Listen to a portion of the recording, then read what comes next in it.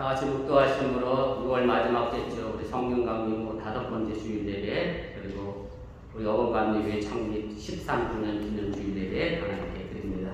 묵도하심으로.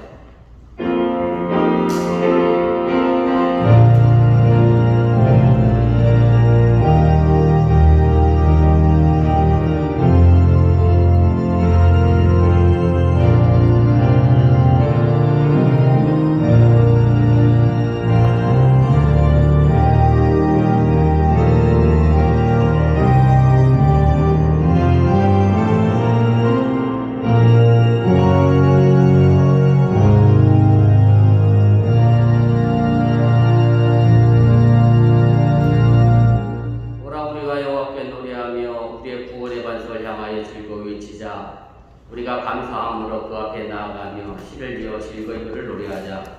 여호와는 크신 하나님이시여 모든 신들보다 크신 왕이시기 때문이로다. 아멘.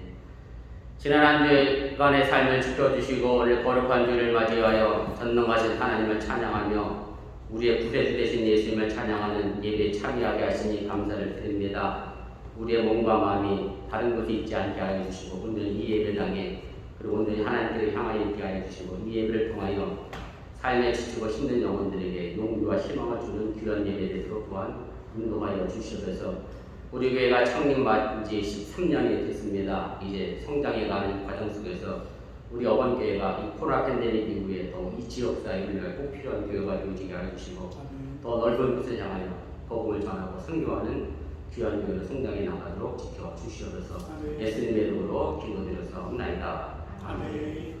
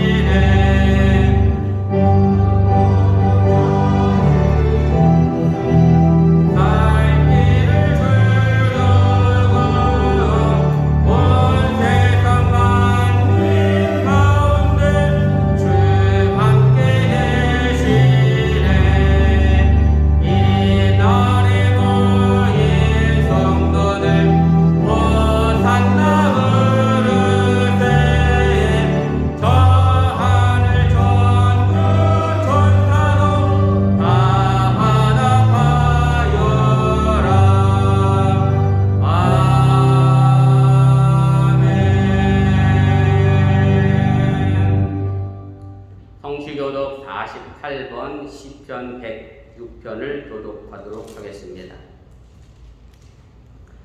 여호와여 주의 백성에게 베푸시는 은혜로 나를 기억하시며 주의 구원으로 나를 베푸사 내가 주의 택하신 자가 형통함을 보고 주의 나라의 기쁨을 나누어 가지게 하사 주의 비전을 자랑하게 하소서. 우리가 우리의 조상들처럼 범죄하여 사악을 행하며 악을 지었나이다. 우리의 조상들이 애굽에 있을 때 주의 귀한 일들을 깨닫지 못하며 주의 크신 인자를 기억하지 아니하고 바다 홍해에서 거역하였나이다.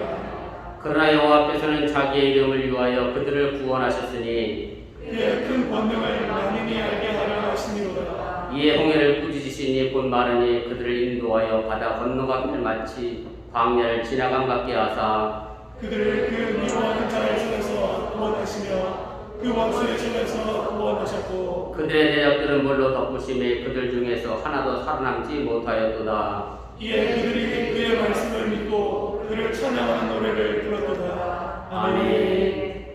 전능하사 천지를 만드신 하나님 아버지를 내가 믿사오며 그의 아들 우리 주 예수 그리스도를 믿사오니 이는 성령을 대하사 동정녀 마리에게 나시고 본데빌라드에게 권을 받으사 십자가에 못 박혀 죽으시고 장사한 살만의 죽은 자 가운데서 다시 살아나시며 하늘로 사 전능하신 하나님 우편에 앉아 계시다가 저로서 단자와 죽은 자를 심판하러 오시리라. 성령을 믿사오며 거룩한 공예와 성도가 새로 교통하는 것과 죄를 다해 주시는 것과 몸이 다시 사는 것과 영원히 사는 것을 믿사옵나이다. 아멘.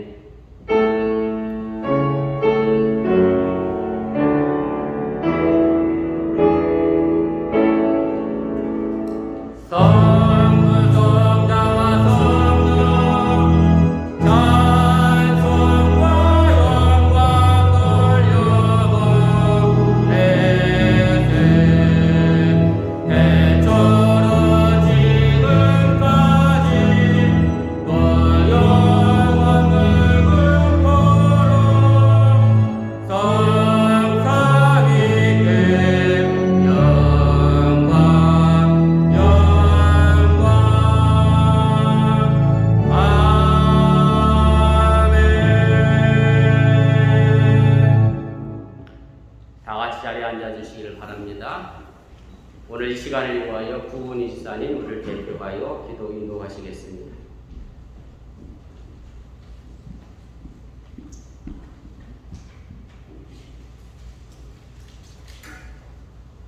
기도드리겠습니다.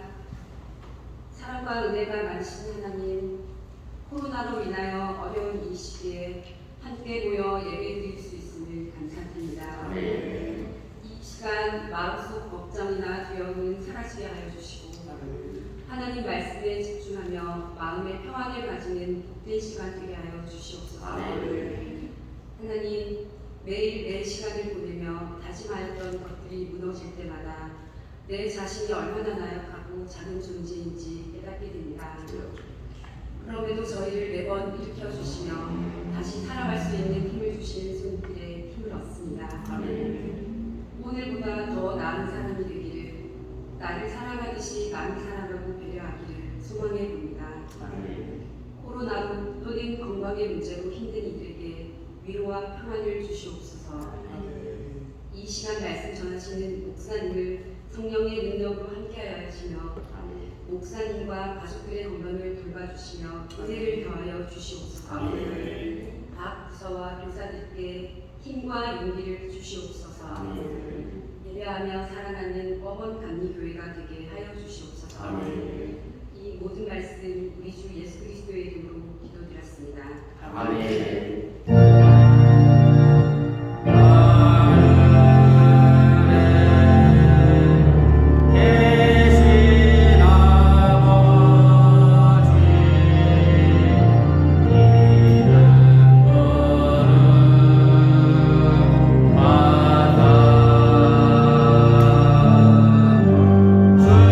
주님 나라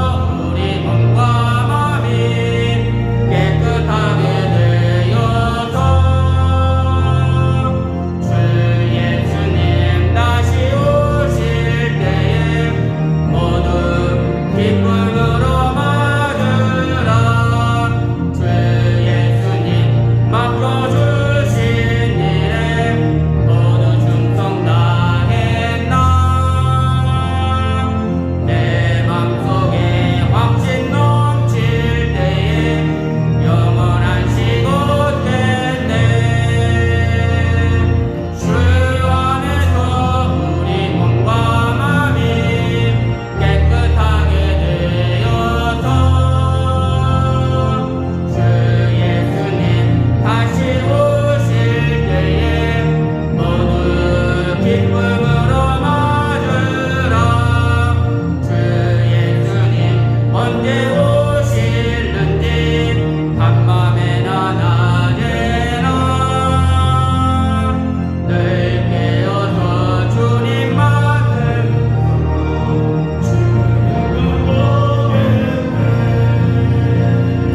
주 안에서 우리 몸과 마음이 깨끗하게 되어서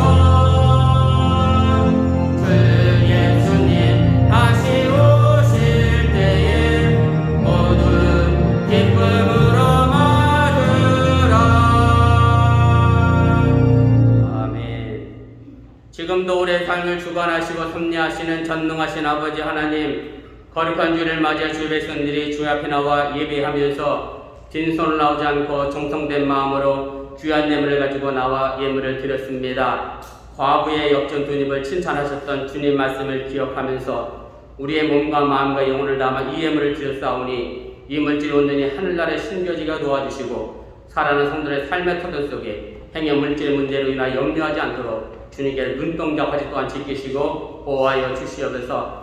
이제 첫 단을 앞에 두고 휴가를 준비하고 있는 살아난 주의 백성들을 또한 기억하여 주시를 원하며 운전대를 주께 신이 붙들어 주시고 안전하고 편안한 길 되게 도와주시를 원하며 첫 단 기간에도 여전히 출근해야 할 또 사랑하는 주의 백성들도 있사오니 주여 어느 곳에 있든지 간에 안전사고 나지 않도록 주님께서 지키시고 보호하여 주시옵소서. 오늘 시간 예배를 위하여 쓰고 수고한 모든 손길 속에 하나님의 은혜와 은총이 도하게 하여 주시를 원하며 이제 또한 아래층에서 예배드리고 있는 우리 주일학교와 유스 아이들에게도 꿈과 비전을 허락하여 주시옵소서. 오늘 시간에 부족한 중에 또 말씀을 전하려고 합니다. 이 말씀이 생명의 말씀이 되어지게 하여 주시고 우리 어원길을 지켜나가며 사랑하는 믿음의 성도들을 지켜나가는 힘과 능력이 되게 하여 주시옵소서. 오늘 우리가 창립 13주년 예배를 또한 기억하며 드립니다. 우리 어원교회가 더 성장해 나가게 도와주시고 단순히 양쪽의 성장이 문제가 아니라 실적으로 예수 그리스도를 닮아가는 믿음의 교회와 성도가 되도록 보호하여 주시옵소서.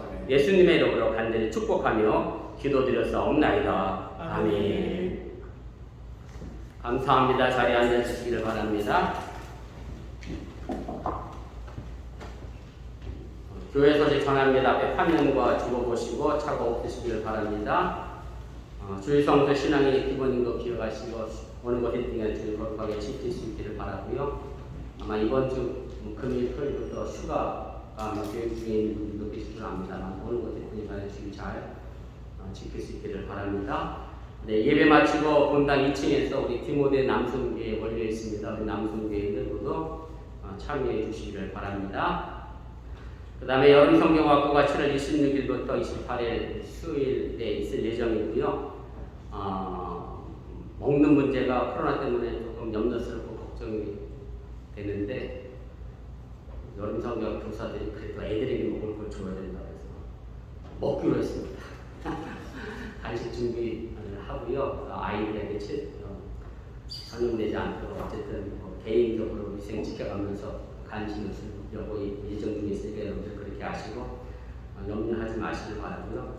그 다음에 또 교사들이 아침을 굶고 온다고 저한테 얼마나 불평하라고 항의를 하는지 밥을 줘야 된다고 그래서 교사 아침 간식을 예년처럼 좀 봉사하시고 헌신해 주시면 좋겠습니다. 월요일은 이미 예약되고요. 화요일 아침과 수요일 아침 교사들을 위해서 두 분이 좀 자원하셔서 교사 간식 후원해 주시면 고맙겠습니다. 그리고 성경학교 등록원서는 다음 주에 배포할 예정이니까 보시고 학부모님들 참석해 주시면 고맙겠습니다. 그리고 다음 주일은 맥주 감사 주일입니다. 기억해 두시기를 바랍니다.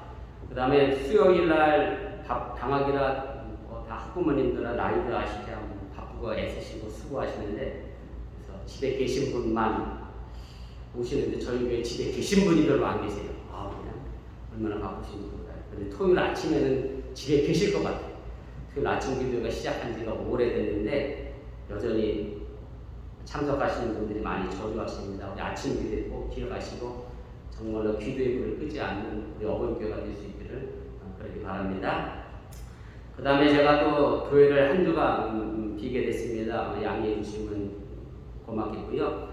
작년에 미주 연회가 하와이에서 하기로 돼 있어서 제가 하와이 가는 비행기표 티켓을 다 끊었고 또 제가 사역했던 교회 가서 금토일 부흥회하기로 약속을 선언을 해놨었습니다. 근데 여러분들이 아시는 것처럼 코로나가 터지면서 연회가 취소됐고 그다음에 비행기표 티켓도 그냥 돈을 돌려줬으면 제가 하와이 안 갈 건데 델타 항공이 돈을 안 줘요. 돈을 안 주더니 올해까지 그 크레딧 남은 거 쓰지 않으면 안 준다 그래서 어쨌든 그 크레딧도 써야 하고 또 어쨌든 힐로감리교회 부흥회 선약한 것도 또 지켜야 하고 그래서 올 여름에 제가 가도록 그렇게 결정을 했습니다. 그렇게 아시고 오가는 바이커를 위해서 기도해 주시기 바라고 제가 하와이 떠난 지 10년 만에 가는데 아마 교인들도 다 70대, 80대가 됐을 것 같아요.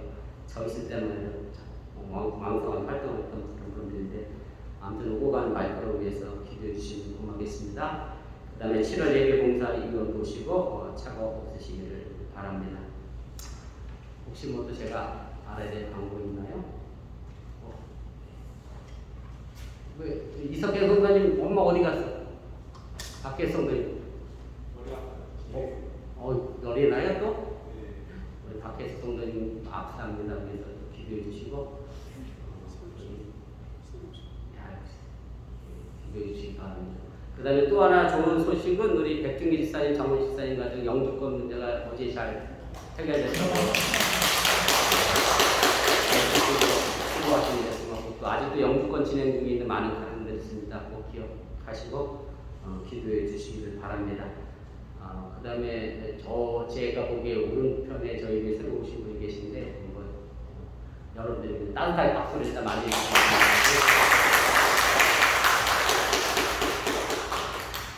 일부 예배를 드리는데 페이스톡이 자꾸 와요. 그 해필 그 페이스톡이 제 컴퓨터 노트북과 연결이 돼서 예배 드리는데 계속 와서 끊었어요. 또 와, 또 끊었어요. 그랬더니 성공의 사진님이 자꾸 저한테 보내시는 거예요. 예배 중입니다. 그랬더니 그분이 어벙감리교를 가고 싶어 하시는 분이 계셔서 본당한테 데리고 왔습니다. 이렇게 문자가 와서 아마 그래서 오셨던 것 같아요. 감사드리고 일부 예배 중에 제가 제때 연락을 받아서 아마 김재인 집사님이 오신 것 같은데 감사를 드립니다. 그 다음에 우리 김재인 집사님 건강 위해서 여러분들 좀 기도해 주시기를 바랍니다. 원래 좀 위험이 있으셨다고 하는데 지난 한 달간 몸무게가 6kg가 빠지셨다고 해요. 그래서 위 내시경하고 대장 내시경을 아마 해보셔야 될 상황인 것 같은데 아무튼 여러분 기억하시고 우리 김재인 집사님 가정을 위해서도 기도해 주시기 바랍니다. 아마 부모님이 제가 알기로는 7월 달에 한국에서 부모님 내분이 오시는 걸로 알고 있거든요. 서울 남면의 성원감독이 장로님이신데 김재인 집사님 가정 기억하시고 기도해 주시기 바랍니다. 우리 하나님 말씀 보도록 하겠습니다. 누가복음입니다. 누가복음 17장 우리 20절 말씀부터 35절까지고요. 한 절씩 교독하시고 제가 미리 말씀드리는 것은 32절이 앞에 화면에 빠졌습니다. 그렇게 하시고 차고 오시기 바랍니다. 제가 자꾸 요즘 총경기가 떠올려요. 나이가 들어보니까 죄송합니다. 교회 창립 기념일도 깜빡해서 여성들이 챙겨주셔서 감사하고 아무튼 32절이 빠져 있습니다. 그렇게 아시고 성경 보시는데 어려우기를 바랍니다. 한 절씩 교독하시고 35절은 함께 읽도록 하겠습니다. 바리새인들이 하나님의 나라가 어느 때 임하나이까 묻고를 예수께서 대답하여 이르시되 하나님의 나라는 볼 수 있게 임하는 것이 아니요 또 여기 있다 저기 있다고도 못하느니 하나님의 나라는 너희 안에 있느니라. 또 제자들에게 이르시되 때가 이르리니 너희가 인자의 날 하루를 보고자 하니 보지 못하리라. 사람이 너희에게 말하되 보라 저기 있다 보라 여기 있다 하리라. 그러나 너희는 가지도 말고 따르지도 말라. 번개가 하늘나라 이쪽에서 번쩍이어 하늘나라의 저쪽까지 비침같이 인자도 자기 날에 그러하리라. 그러나 그가 먼저 많은 구원을 받으며 이 세상에게 버림받으려 할지니라. 노아의 때에 된 것과 같이 인자의 때에도 그러하리라. 노아가 방주에 들어가는 날까지 사람들이 먹고 마시고 장가들고 시집가더니 홍수가 나서 그들을 다 멸망시켰으며 또 롯의 때와 같으리니 사람들이 먹고 마시고 사고 팔고 심고 집을 짓더니 롯이 소돔에서 나가는 날에 하늘로부터 불과 영광이 부을 듯하여 그들을 멸망시켰느니라. 인자가 나타나는 날에도 이러하리라. 왜냐하면 만일 사람이 지붕 위에 있고 그의 생각이 그 있으면 그것을 가지러 내려가지 말 것이요 밭에 있는 자도 그와 같이 뒤로 돌아들지 말 것이라. 요새서를 기억하라. 물론 자기 목숨을 보존하고자 하는 자는 잃을 것이요 잃는 자는 살리리라. 내가 너에게 이르노니 그 밤에 둘이 한 자리에 누워 있음에 하나는 데려감을 얻고 하나는 버려둠을 당할 것이요 두 여자가 함께 맷돌을 갈고 있음에 하나는 데려감을 얻고 하나는 버려둠을 당할 것이니라. 아멘. 세계적으로 건축물 가운데 7대 불가사의가 있는데 그 중에 하나가 이집트의 피라미드입니다. 약 5,000년 전에 20여 년에 걸쳐서 만든 것이라 이렇게 추측을 하고 있고요. 아직도 그 많은 돌을 어디서 어떻게 구해서 사막 한가운데에 피라미드를 세웠는지 아무도 모릅니다. 아마 이런 얘기 들어보셨을 것 같은데 그 이집트 피라미드 안에서 발견된 기와 책장에 이런 말이 써 있었대요. 요즘 애들은 버릇이 없다. 말이 낙서되어 있었다는 얘기인데 5,000년 전에 젊은이들이 버릇 없다고 했던 이집트 사람들이 지금 저를 보면 무슨 말을 할까 설교 준비하면서 세상 궁금했습니다. 요즘 애들 버릇 없다라고 하는 말처럼 오래된 말이 또 하나 있습니다. 그것은 바로 이제 종말이라고 하는 단어 혹은 말세라고 하는 그런 말일 겁니다. 많은 사람들이 이 단어가 기독교가 사용하는 단어라고 생각을 하는데 기독교뿐만 아니라 불교에서도 말세라는 개념의 의미가 있습니다. 물론 저도 이 말씀을 준비하면서 알게 된 내용인데요, 상식인데 불교에서 시대를 세 시대로 이제 구분을 한다고 그러네요. 하나는 정법 시대, 그다음에 상법 시대, 말법 시대 이렇게 구별을 하면서 정법 시대는 석가모니가 태어난 때부터 해서 약 1000년까지의 기간을 의미하고 이 정법 시대가 지나고 나면 또다시 1000년의 상법 시대가 오게 되고요. 그 다음 10,000년 정도의 이제 말법 시대가 온다 이렇게 얘기를 합니다. 불교에서 말하는 그 말법 시대 정의를 한번 여러분들이 들어보시면 지금의 시대가 불법의 시대인지 말법의 시대인지 상법의 시대인지 구별이 될 것 같아요. 제가 그대로 한번 읽어볼게요.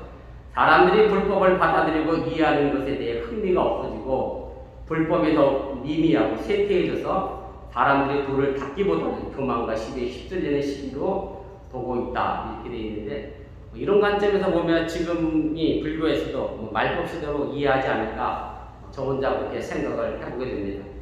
그리고 우리 기독교 문화에서도 지금은 분명 말세 시대임을 우리가 알게 됩니다. 오늘 우리가 읽은 본문은 예수님과 제자들과의 얘기로 제자들이 종말에 관해서 어떤 징조가 있을 것이고 종말의 때가 언제인지 궁금해하는 그런 내용입니다. 지금 저희들이 수요 성경 공부 시간에 하고 있는 내용이 바로 이 부분에 관한 것이고요. 지난주 수요 성경 공부 시간의 제목이 유혹하는 자에 대한 경고와 재난의 시작이었는데 마지막 때가 되면 많은 거짓 선지자들이 생겨날 것이고 또 많은 거짓 그리스도가 나타날 것이고 전쟁의 소문이 들릴 것이고 지진과 기문의 소식이 들릴 텐데 이것이 재난의 시작이지 종말은 아니다. 그런 내용으로 지난주 수요일에 우리가 공부를 했습니다. 그래서 제가 이 부분에 모티브를 얻어 오늘 말씀을 준비하고 여러분들에게 전하게 됐습니다. 오늘 본문 20절 시작을 보면 바리새인들이 궁금한 것이 있었습니다. 그것이 바로 하나님의 나라가 어느 때 임하느냐라고 하는 얘기고 하나님의 나라가 임한다라는 것은 바로 세상의 끝을 의미를 하게 됩니다. 그리고 마가복음 13장에서는 예수님이 돌 위에 돌 하나 남지 않고 예루살렘 성전이 무너져 내릴 것이다 라고 예언을 하셨는데 그 예언에 대하여 제자들이 그럼 예수님 그 성전이 언제 무너지겠습니까? 그리고 무너지기 전에는 그럼 어떤 징조가 있겠습니까? 라고 이제 묻게 됩니다. 그런데 이 예언에 대하여 제자들이 이런 질문을 하는데 사실은 예수님은 이 질문에 대하여 조금은 엉뚱한 대답을 하시면서 뭐라고 얘기했느냐면 마지막 때가 되면 많은 거짓 선지자와 그리스도가 나타날 것이니까 조심하라 그렇게 얘기를 했고요. 오늘 보면 누가복음에도 보면 언제 하나님의 나라가 임하냐라고 하는 바리새인의 질문에 대해서 예수님이 2035년에 하나님의 나라가 임한다 이렇게 대답하는 것이 아님을 우리가 보게 됩니다. 그래서 예수님은 종말의 때와 징조에 대하여 관심 갖지 않고 있음을 우리가 알게 됩니다. 무슨 말씀인가 하면 예수님이 관심하고 있는 것은 시기와 징조가 아니라 마지막 때 우리 그리스도인들이 어떻게 살아갈 것이냐에 대하여 관심을 가지고 바로 그 부분을 권면하고 있다고 하는 사실을 여러분들이 믿으시길 바랍니다. 오늘 누가복음을 통해서 이 마지막 때를 살아가는 우리가 어떻게 살아가야 하는지 예수님의 대답을 통해 함께 은혜 나누시기를 바라고, 여러분들이 마지막 때 살아가는 사람으로서 그 역할과 그 사명 잘 감당해 나갈 수 있기를 주님의 이름으로 또한 부탁을 드립니다. 첫째는 현재 어려움을 보고 미래를 준비해 나가시기를 바랍니다.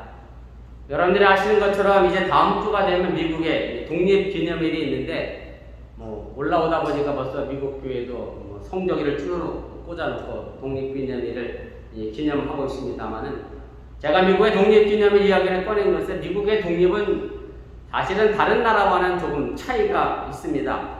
직접적으로 말씀드리면 우리나라를 비롯해서 다른 나라의 독립은 약한 나라가 강한 나라로부터의 독립이었는데, 미국의 독립 과정은 강한 자의 침략에 역사한 과정에서 일어난 그런 독립이기 때문에 그렇습니다. 물론 제가 이렇게 말씀을 드리면 미국도 영국이라고 하는 강대국에 맞서 13개의 식민지의 주가 독립한 것이다 라고 이야기할 수 있겠습니다만은, 13개의 주 자체가 이미 그때 당시 큰 힘을 가지고 미국 인디언들을 정복하고 만들어진 것이기 때문에 강한 자의 침략의 역사라고 하는 것을 부정할 수는 없습니다. 제가 미국에 올 때 제 동생이 국사 선생님인데요, 제게 책 하나를 사줬습니다. 그 책 가운데 하나가 미국 인디언 멸망사를 기록한 그런 책인데, 나를 운디디니에 묻어주오라고 하는 그런 책입니다. 이 책을 보면 백인들이 끝없는 욕심과 탐욕이 어떻게 미국이라고 하는 나라를 만들었고 어떻게 그 많은 인디언들을 학살했는지가 자세히 기록되어 있는데, 기회가 되면 여러분들이 한번 읽어보시면 좋은 책이라 그렇게 제가 생각을 하게 됩니다. 물론 지금 미국이 인디언들을 보호하고 그들을 위해 돈과 땅을 지원하고 있습니다만은, 실제로 그들이 이것이 오히려 독이 되고 있다고 하는 사실입니다. 백악관 앞에 가면 종종 인디언들이 시위하는 것을 볼 수가 있는데, 그들이 시위하는 것은 인디언들을 보호구역 안에 가둬놓고 있는 현실을 비판하면서 백인들과 더불어 미국 주류 사회 속에서 동등하게 살아가기를 원하고 있기 때문에 깨어있는 인디언들이 시위를 하고 있다고 하는 얘기입니다. 다시 말씀드리면 배부른 돼지가 아니라 배고파도 좋은 인간적인 동등성을 갖고 싶다라고 그렇게 시위한다고 하는 얘기입니다. 제가 하와이에서 5년 넘게 목회를 했는데요, 하와이도 마찬가지입니다. 하와이언들에게 미국 정부가 돈과 땅을 줍니다. 하와이언 사람들은 절대 일하지 않습니다. 그저 매일 놀고 먹습니다. 그저 놀고 먹으면 좋은데 그 넉넉한 돈 갖고 뭘 주로 하겠어요. 미국 인디언 보호구역 안에 있는 인디언들도 마찬가지겠지만 술과 마약에 쪄들어서 어찌 보면 인생을 망가뜨리며 살아가고 있는 그런 모습을 우리가 보게 됩니다. 아무튼 미국의 인디언들은 땅을 빼앗아 부유한 세계적인 강대국이 됐고, 그리고 이런 미국의 부여 속에 또 하나 희생된 것을 생각해 본다라고 하면 흑인이 있었음을 또한 간과할 수 없고요. 지금 시대에 보면 또 남미에서 올라오는 많은 이민자들이 미국 사회 경제를 또 떠받치고 있는 그런 모습들을 우리가 보게 됩니다. 제가 미국에 대해서 비판을 하자고 드리는 말씀이 아니라, 지금 미국에 현재 나타나고 있는 여러 가지 불안 요소가 결국 미국의 역사를 보면 조금은 알 수 있기 때문에 그렇습니다. 모든 곳에는 원인이 있고요. 그 원인을 통해서 현재의 어려움을 보지 못한다라고 하면 우리의 미래는 불을 보듯 뻔하게 망가질 수 있다는 사실을 알아야 합니다. 그래서 지금 우리는 이 마지막 때 여러 징조들을 통해서 내가 어떻게 살아가야 할 것인가, 바른 방향성을 가지고 나아가야 하고, 예수님이 깨어있어 기도하라고 말씀하셨던 것처럼 깨어있는 신앙이 우리에게 필요함을 믿으시기를 바랍니다. 오늘 보면 26절 이하에 보면 노아의 때가 등장을 합니다. 그리고 그 노아의 때에 하나님 홍수를 만들어서 사람을 멸망시킬 수밖에 없었던 이유를 설명하면서, 지금도 우리가 돌이켜 회개하지 않으면 똑같이 멸망당할 수밖에 없음을 예수님은 분명하게 말씀합니다. 창세기 6장에 보면 하나님의 사람을 멸망시키려고 홍수를 일으킬 때에 여러 가지 이유가 있겠습니다만, 그 가운데에 아주 중요한 이유가 창세기 6장 서론에 등장하게 됩니다. 제가 두 구절만 읽어보도록 하겠습니다. 창세기 6장 2절입니다. 하나님의 아들들이 사람의 딸들의 아름다움을 보고 하고 자기들이 좋아하는 모든 여자를 아내로 삼는지라, 이런 말씀이 있고요. 그 뒤를 이어 6장 5절에 가면 여호와께서 사람의 죄악이 세상에 가득함과 그의 마음으로 생각하는 모든 계획이 항상 악한 뿐임을 보시고 세상을 물로 심판하시겠다 결정하셨다, 이런 내용이 창세기 6장을 시작을 하게 됩니다. 창세기 6장 2절의 말씀에서 참으로 해석하기 어려운 부분이 하나 있습니다. 그것은 뭐냐면 하나님의 아들이 누구고 이제 사람의 딸이 과연 누구냐, 이 문제인데요. 물론 이 부분에서 여러 주석학자들의 의견이 있습니다만은 오늘 우리가 관심 가져야 할 것은 하나님의 아들이 누구고 사람의 딸이 누구인지가 아니라 하나님의 아들과 사람의 딸이 만나 결국 5절에 사람의 죄악이 이 세상에 가득 차게 되었다고 하는 사실을 기억하시기를 바랍니다. 하나님의 아들과 사람의 딸은 서로 만나거나 섞여서는 안 되었는데 결국 이 문제가 발생했고 이로 인해서 하나님은 세상이 악하였기 때문에 홍수를 일으켜 세상을 심판하시겠다라고 결심했다고 하는 사실입니다. 이런 비슷한 이야기가 또 있습니다. 그리스 로마 신화에 보면 제우스가 트로이 전쟁을 일으키게 되는데요. 그 동기가 뭔가 하면 신들과 인간이 서로 만나갖고요, 반은 신, 반은 인간이 이상한 영웅적인 인물이 만들어지게 됩니다. 등장하게 됩니다. 그래서 제우스가 이 반신 반인의 영웅들을 죽이기 위해서 트로이 전쟁을 일으켰고, 이렇게 함으로 해서 신과 인간 사이가 명확하게 구별되기를 원했다. 그것이 그리스 로마 신화에 나오는 트로이 전쟁에 관련된 이야기입니다. 결국 무엇이 문제인가 하면 섞이는 게 문제입니다. 혼합이 문제라고 하는 얘기입니다. 순수하게 지켜내야 할 것을 지켜내지 못하게 되면 우리 인류는 또다시 멸망의 길로 걸어갈 수밖에 없다는 그런 말씀입니다. 지금의 사회는 과학이라고 하는 영역이 자꾸 하나님의 영역을 침범하는 그런 시대입니다. 지금의 시대는 하나님의 사람들이 세상의 욕망 속에 섞여 살아가는 그런 시대라고 해도 틀리지가 않습니다. 바로 이런 말씀에 우리는 성도로서 하나님의 사람으로서의 역할을 잘 감당해야 한다고 하는 얘기고, 그 영역을 우리가 지켜낼 수 있는 삶을 살아야 한다는 얘기입니다.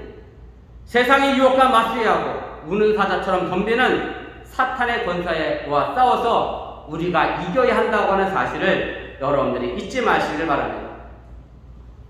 마가복음 13장 10절에 이런 말씀이 있습니다. 종말이 일어나기 전에 생겨나야 할 일들 가운데 하나인데요. 또 복음이 먼저 만국에 전파되어야 할 것이다. 복음이 전파된 이후에 세상의 종말이 올 것이다라는 예수님의 말씀인데, 지금의 이 시대를 보면서 우리 어번교회가 말 그대로 한 그루의 복음을 심는 그런 교회가 될 수 있기를 바라고, 저와 여러분들이 되어줄 수 있기를 주님의 이름으로 간절히 축원을 드립니다. 두 번째로는 하나님의 나라 안에서 살아가시기를 바랍니다. 앞서 제가 창세기 6장에 나오는 사람의 딸에 대해서 설명을 좀 드리자고 하면, 가인의 후손이라고 보는 그런 신학자들이 있습니다. 가인이 범죄한 이후에 하나님을 떠난 삶을 살았기 때문에 가인의 자손을 사람의 딸로 그렇게 이해를 하고요. 그리고 하나님이 가인이 동생 아벨을 죽였잖아요. 그래서 아벨 대신 그 새로운 생명을 하나 주셨는데 그것이 셋이라고 하는 아들입니다. 그리고 그 셋의 후손을 하나님의 아들들이라고 해석하기도 합니다. 그래서 아담과 하와가 에덴 동산에 쫓겨나서 이제 두 아들을 낳게 됐고, 그리고 형 가인이 동생 아벨을 죽이는 사건을 발생함을 이제 기록하게 됐는데, 그리고 가인은 자신의 동생을 죽인 것을 아무도 보지 못했을 것이다, 그렇게 생각을 하게 됩니다. 그래서 창세기 4장 9절을 보면 하나님이 가인에게 이렇게 물어보는 내용이 있습니다. 여호와께서 가인에게 이르시되 네 아우 아벨이 어디 있느냐, 이렇게 묻습니다. 그러자 가인이 뭐라고 대답했느냐면 내가 알지 못합니다, 이렇게 대답하면서 오히려 시치미를 떼면서 하나님께 반문을 이렇게 하지요. 내가 내 아우를 지키는 사람입니까? 내게 그런 책임과 권한이 없음을 하나님께 반문을 합니다. 가인이 이렇게 반문할 수 있었던 것은 자신이 동생 아벨을 죽인 것을 아무도 보지 못했고 알지 못한다고 생각했기 때문인데, 이 반문에 대해서 하나님은 창세기 4장 10절에 이렇게 우리에게 말씀을 해주십니다. 이르시되 내가 무엇을 하였느냐, 네 아우의 핏소리가 땅에서부터 내게 호소하느니라 이렇게 말씀합니다. 아무도 보지 않고 알고 있지 않을 것 같았는데 하나님이 봤고 땅이 호소하고 있다는 그런 말씀입니다. 우리의 삶도 마찬가지입니다. 내가 잘못 살아왔던 삶의 모든 것들을 나만 알고 있을 것 같은데 그렇게 생각하는데 그렇지 않다는 말입니다. 내가 지금 살아가고 있는 삶의 현실은 과거에서부터 왔고 그리고 미래를 향하여 나아갑니다. 오늘 불행한 현실이라면 그 원인은 과거에 있습니다. 살아온 삶 속에서 그 원인이 있다는 얘기입니다. 그 원인을 찾아 돌이키지 않는다라고 하면 결국 불행은 우리의 미래로 계속해서 이어져 나갈 수밖에 없다는 사실입니다. 그럭저럭 살아가고 겉으로는 평안하게 보이는 삶이지만 언젠가는 그 삶에 대해서 심판하는 미래가 기다리고 있다는 것을 우리가 분명히 알고 살아가야 한다는 얘기입니다. 바로 이것이 우리 기독교인이 가지고 있는 정말 의식이라고 하는 사실을 여러분들이 깨달으시길 바랍니다. 제가 지난 수요 성경고 시간에도 말씀드렸습니다만은 저는 종말론자입니다.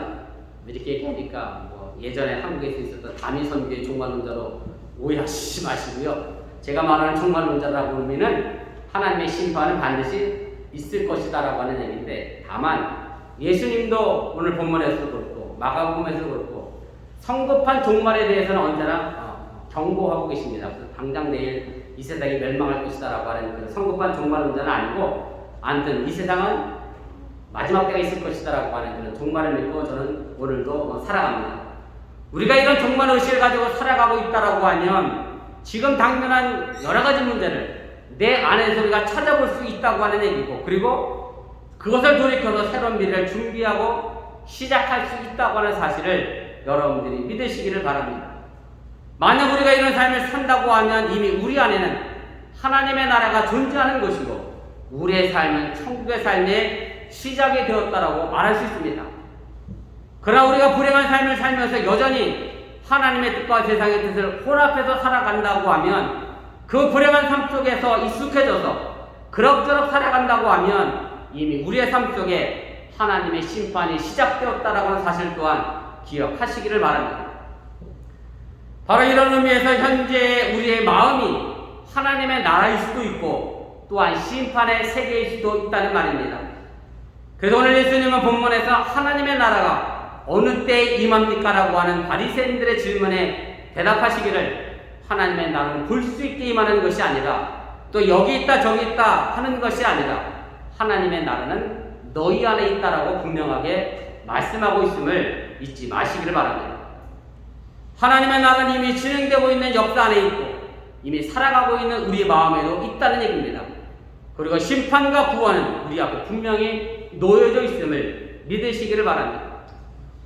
우리가 보기에는 착한 사람이나 악한 사람이나 비슷하게 먹고 살아갑니다. 부지런한 사람이나 게으른 사람이나 별 차이 없이 비슷하게 살아가는 것처럼 보입니다. 아니, 어찌 보면 나보다 더 못된 놈이, 더 나쁜 놈이 더 잘 먹고 잘 사고 있는 모습도 우리가 종종 볼 때가 있습니다. 그러나 분명 그들에게 끝이 있음을 기억하시기를 바랍니다. 그렇기 때문에 오늘 보면 34절 35절 우리가 다시 한번 볼 필요가 있습니다. 내가 너에게 이르노니 그 밤에 둘이 한 자리에 누워 있으며 하나는 데려감을 얻고 하나는 버려둠을 당할 것이요, 두 여자가 함께 맷돌을 갈고 있으며 하나는 데려감을 얻고 하나는 버려둠을 당할 것입니다. 이 말씀은 결국 삶의 끝 종말이 반드시 온다는 말씀입니다. 그럭저럭 비슷하게 살아온 삶이지만 어떤 사람은 천국으로 데려감을 얻게 되고 어떤 사람은 땅에 버려둠으로 갈라지게 된다는 얘기고, 하나님의 나라는 올라감과 심판의 나라로 나누어진다는 사실을 우리가 기억하시기를 바랍니다. 많은 사람들이 착각하는 것이 착한 사람이나 악한 사람이나 똑같은 것을 먹고, 아니 때로는 악한 사람이 더 좋은 것을 먹고 마시는 것처럼 보여서 삶을 마치 재수나 운명이나 팔자로 본다는 사실입니다. 그러나 우리는 이런 삶에 속지 마시기를 바랍니다. 그리고 삶은 결코 우리를 속이지도 않는다는 사실입니다. 그래서 사도 바울이 갈라디아서 6장 7절에 이렇게 우리에게 권면합니다. 스스로 속이지 말라. 하나님은 업신여김을 받지 아니하시나니 사람이 무엇으로 심든지 그대로 거두리라. 심은 대로 거두는 것은 변할 수 없는 진리임을 기억하시길 바랍니다. 여러분들이 지금 착하고 선하고 그리고 부지런하게 살아가고 있는데 아무런 결실이 없어 삶이 불공평하다고 생각할 이유가 없다는 얘기입니다. 우리의 수고는 결코 사라지지 않고 반드시 많은 결실을 우리에게, 더 나아가 우리 자손에게 돌아오게 한다는 사실을 여러분들이 믿으시기를 바랍니다. 그래서 사도 바울이 다음 구절인 갈라디아서 6장 9절에 이렇게 말씀합니다. 제가 조금 쉬운 세번역으로 읽어드리겠습니다.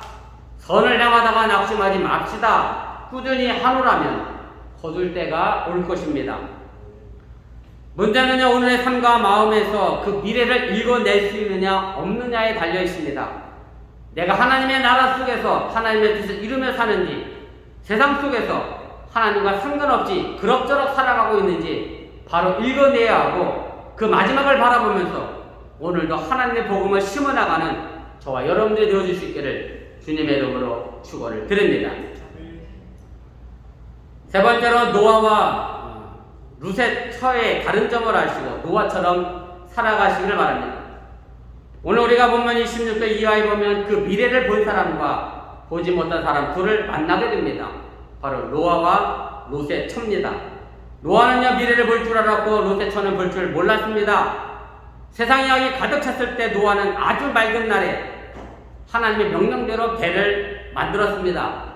바닷가에 만들었으면 그래도 좀 이해가 되겠습니다만 어번께 주차장 한가운데다가 노아가 배를 만들었어요. 그럼 전부 다 지나가는 사람이 저 노인네가 드디어 하나님을 열심히 믿더니 미쳤구나, 아마 이렇게 손가락질 했을 겁니다. 물론 성경에는 그런 내용이 없지만 아마 많은 사람들이 지나다니며 방주를 만들고 있는 노아를 아마 손가락질하며 비웃었을 것을 우리가 분명하게 생각해 볼 수 있습니다. 그리고 본문 27절의 말씀처럼 그 사람들은 먹고 마시고 장가들고 시집갔습니다. 세상 별거 아니라는 듯이 하나님과 상관없는 일상의 삶을 살아갔습니다. 오히려 방주를 짓고 있는 노아를 유별나게 산다고 왕따시켰을 겁니다.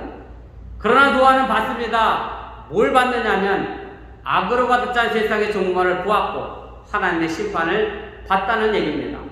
그래서 노아는 하나님의 말씀을 듣고 그 심판에 대비한 방주를 만들었고 홍수 심판 속에서 살아나게 됐다는 사실입니다. 그러나 롯의 처는 악으로 가득 찬 소돔과 고모라에서 멸망을 보지 못했습니다. 롯의 처는 세상이란 다 이런 거야 하며 본문 28절에 있는 말씀처럼 먹고 마시고 사고 팔고 심고 집을 짓고 그냥 살았습니다. 그리고 결국 하늘에서 불과 유황이 비오듯 내려올 때에 멸망시키는 그 마지막을 보면서도 롯의 처는 잘 먹고 잘 살았던 소돔과 고모라에 두고 온 벤츠와 BMW가 궁금해서 뒤를 쳐다보다가 그만 돌이 소금기둥이 되고 말았다라고 하는 얘기입니다. 노아는 살아온 과거 속에서 방주를 받습니다. 하나님의 나라가 이미 그 안에 이루어졌기 때문에 그렇습니다. 그러나 롯의 처는 보지를 못했습니다. 이미 롯의 처 마음 안에는 하나님의 나라가 아니라 심판의 나라가 자리 잡고 있었기 때문에 그렇습니다. 우리의 삶이라는 것이 그리 복잡하지 않습니다. 심은 대로 거둘 뿐이고 정직한 것을 알아야 합니다. 학생이 공부 안 하면 성적이 안 나오는 것은 당연한 것이고요. 땀을 흘리지 않으면 수고와 열매가 없는 것 또한 당연한 진리라고 하는 사실입니다. 내가 미래를 몰랐다 말할 것이 못 된다는 말씀입니다. 예수님은 이 미래를 보지 못하고 그럭저럭 안일하게 살아온 삶에 대하여 연연하며 뒤를 돌아보아 소금기둥이 된 롯의 처를 좋은 삼으라고 분명하게 본문 31절에 이렇게 말씀합니다. 롯의 처를 기억하라. 우리 모두 롯의 처를 기억하시기를 바랍니다. 그리고 미래의 심판에 대비하여 방주를 만든 노아를 본받으시기를 바랍니다. 우리가 신앙생활하는 것은 바로 이것을, 미래의 방주를 지금 보려고 하는 것에 있을 또한 여러분들이 믿으시기를 바랍니다. 사실 노아는 굉장히 외로웠을 겁니다. 혼자 자신의 길을 간다는 것이 결코 그렇게 쉽지는 않기 때문에 그렇습니다. 그러나 노아는 그 마음 안에 하나님의 나라를 보았기 때문에 그 외로움을 이기고 진리의 길을 걸어갔다고 하는 사실입니다. 제가 설교 준비할 때마다 느끼는 유혹 가운데 하나가 그겁니다. 제가 영어에서 목회할 때는 여름철 가을에 되면 고추 따는 시기가 되면 교인들이 한 명도 교회를 안 나오고 있어요. 왜 그러셨을까요? 고추 따러 가느라고. 그럼 집사람하고 둘이 예배 드리고 고추밭으로 내 커피 타서 제가 신방을 다녔습니다. 그러면서 무슨 고민을 하냐면 지금 교인이 한 명 온다고 생각하는 것과 교인이 100명이 온다고 생각하면 설교 준비를 어떻게 할 것 같아요? 한 명 오면 대충 할까요? 100명 있으면 저희가 설교 준비를 6박 7일 할까요? 아니요. 한 명이든 100명이든 설교 준비는 똑같아야 하는 겁니다. 우리의 삶이 그런 겁니다. 내 삶이 하나님 앞에 한결 같을 수 있기를 바라고요. 우리가 다음 주에 맥주 감사 주일입니다. 물론 제가 개인적으로 맥주 감사 주일을 저희 교회가 지키진 않습니다만 제가 광고를 하는 이유는 지난 1년간의 코로나 삶의 모습 속에서 우리가 지난날을 돌아보면 분명히 힘들고 어려웠지만 그 안에서 우리는 하나님의 나라를 받고 하나님의 나라를 누리며 살아왔기 때문에 또한 감사할 것들이 많이 있음을 여러분들이 기억하시길 바랍니다. 가을의 풍성한 결실은 사실은요, 봄, 여름에 수고하면 자연스럽게 가을의 풍성한 결실은 약속되고 보장이 됩니다. 이제 여름을 지나 가을을 맞이하는 우리의 삶 속에서 더 풍성한 삶의 결실과 신앙의 결실을 거두시기를 바라고, 내가 행여 버려둠을 당하는 자가 아니라 하나님의 나라로 데려감을 얻는 미래를 바라보면서 오늘도 한 걸음 더 하나님 나라에 가까이 다가서시기를 주님의 이름으로 간절히 축원을 드립니다. 기도하시겠습니다. 우리 말씀을 기억하며 우리 1분여 정도 숨에서 함께 기도하겠습니다. 제가 종말을 사는 지혜라는 말씀으로 제목을 드렸습니다. 물론 종말이라고 해서 당장 내일 이 땅이 멸망하고 망하는 것은 아닙니다. 그러나 우리 기독교인들은 종말의 의식을 가지고 살아가야 합니다. 하나님의 심판이 있음을 잊지 않고 살아가야 합니다. 그래야 지금의 내 삶을 바르게 만들어갈 수 있습니다. 깨어있어 기도할 수 있습니다. 우는 사자와 죽어드는 사탄과 맞서 싸워낼 수 있음을 여러분들이 기억하시고 행여 어리석은 노새처가 되지 않기를 바라고 노아가 되시기를 바랍니다. 이 악하고 험한 시대 속에서 묵묵히 하나님의 심판을 바라보며 하나님의 방주를 만들어가는 우리 어버이교회가 되고 또한 여러분들이 되고 제가 되기를 소원합니다. 다가오는 여름 성경학기를 위해서 기도해 주시기 바라고, 또 7월달에 이사하는 가정들이 있습니다. 그래서 기도하시고, 한국 여정 중에 있는 가정이 있습니다. 그래서 기도해 주시면 고맙겠습니다. 그리고 다음 주에 있을 휴가를 위해서도 안전하고 편안한 일을 위하여 기도해 주시기를 바랍니다. 기도합니다. 사랑의 하나님, 오늘 시간에 부족한 중에 잠시 말씀을 전했습니다. 행여 잘못 전한 것이 있으니까 그들 마음과 생각 속에 하나님께 도와주시고, 하나님의 구원의 말씀과 믿음의 말씀은 그들 마음도 기쁜 것을 달리하고 남게 하여 주시고, 그 말씀 속에서 우리의 삶의 것을 지켜나가며 하나님의 나를 만들어 주셔가지고 역사시고 함께 하여 주시면서 오늘도 마지막 때를 바라보며 방구를 짓고 있는 우리 어머니의 성도들을 기억하여 주시고, 저들의 삶의 길들이 시작해서 하나님의 나라를 바르게 세워나가는 믿음의 삶의 길들이 되어지게 도와주시고, 하나님의 구원의 역사를 만들어갈 수 있는 믿음의 복음의 삶의 길들이 되도록 인도하시고 함께 도와주시기를 주여 아버지 하나님께 간절히 기도하고 나오니, 내게 주어진 삶의 길 속에 과연 나는 어떻게 살아갈 것인가 잃어버리지 않게 도와주시고 하나님의 구원의 역사를 만들어 나갈 수 있도록 도와주시면서 다가오는 여름 성경학기를 시험해 주시고, 이제 아버지 영신과 진행 중에 있는 가정과 더불어 이사를 앞두고 있는 믿음의 가정들을 기억해 주시고, 한국의 여정 중에 있는 성도들의 삶을 발전하며 평안하게 도와주시고, 저들이 어느 곳에 있든 간에 하나님의 역사를 든든히 만들어가는 믿음의 삶을 펼쳐주시게 도와주시고 하나며, 이제 아버지 김대중 집사님이 건강의 문제로 인해 염려와 기도하는 가운데 있사오니 주여 아버지 하나님, 이 모든 것들이 아무것도 아닌 것으로 하나님 판명하게 도와주시고, 행복과 건강 미래를 향하여 그러한 그런 더 신앙생활을 감당하며 하나님의 역사를 만들어가며 이뤄가도록 지키시고 보호하여 주시옵소서. 사랑의 하나님, 이 시간에 부족한 정의 말씀을 전했습니다. 이 마지막 때를 살아가는 우리가 어떤 생각과 의식을 가지고 살아가야 될 것인가 다시 한번 잃어버리지 않게 도와주시고, 하나님의 심판이 있음을 기억하게 하여 주시옵소서. 이 마지막 때에 복음의 한 군의 나무를 심어나가는 어원교가 되어지게 하여 주시고, 사랑하는 성도들이 되어지게 도와주시고, 이 악한 세상 속에서 하나님의 심판을 바라보며 묵묵히 배를 만들어가는 믿음의 성도가 되도록 또한 지켜 주시옵소서. 이 모든 말씀 예수님의 이름으로 기도드렸사옵나이다. 아멘. 감사합니다. 우리 여성교회에서 예쁘게 케이크를 준비해 주셨는데요. 예년 같았으면 여러분 나오셔서 촛불을 훅 불라고 시켰을 것 같은데, 아무래도 훅 불면 서로 뭘 옮기겠죠? 저 혼자 하겠습니다. 저 혼자 할 테니까 축하해 주시고, 예배 마치고 시간 되시고 여유 되시는 분들은 저기 뭐죠? 우리 친교실에서 같이 뭐랄까요? 케이크 나누고 가도록 하겠습니다. 나이보다 너무 많네.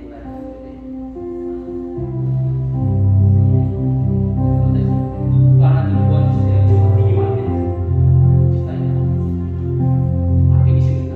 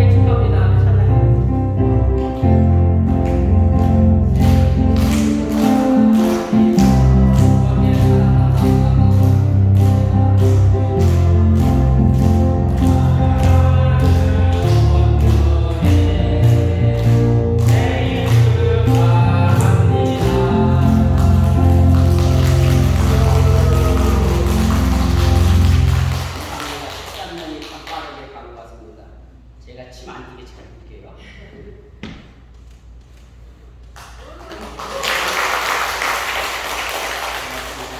위에서 잠깐 케이크 나누시고 함께 가시면 좋겠습니다. 우리 다 같이 나셔서 우리 찬송가 175장 찬송하시고 제가 축도 드리고 마치겠습니다.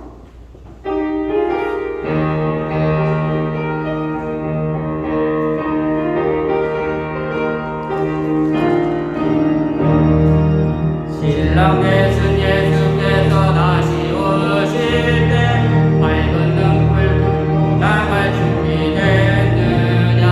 그날